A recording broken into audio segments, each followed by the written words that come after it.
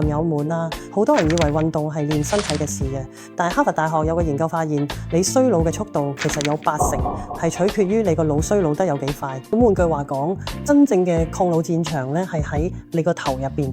你有冇留意到一個現象呢？好多運動員退咗役之後咧，有啲經商成功，有啲做醫生，有啲甚至拎埋物理博士學位。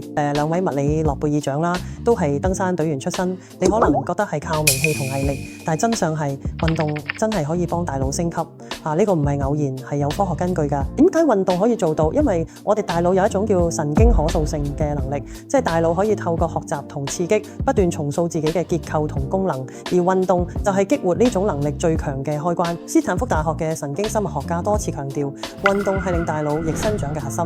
當你運動嘅時候，大腦其實會發生3種變化。第一，即使你過咗50歲咧，運動都可以促進新神經元生長，好似海馬體咁咧，每星期3次快步行，佢就會慢慢變大，記憶力都會提升。第二，運動會增強神經之間嘅連結，令你思考更清晰，反應更快，就好似幫大腦咁電線加粗咗一樣，信息傳遞快咗。第三，輕運動可以增加一種叫 BDNF 嘅大腦肥料，佢會促進神經元生長，加固連結，等於俾你個腦下達咗返老還童嘅指令。好消息係，你根本唔需要去健身房。哈佛研究發現啦，對中老年人友善嘅運動已經好有效。喺電視嘅時候抬腿，每日做幾次靠牆靜蹲，甚至打下太極拳都可以提升大腦可塑性。靠牆靜蹲呢類抗阻訓練，仲可以加強前額葉皮層，呢個係負責思考同規劃嘅區域，幫你保持思維靈活。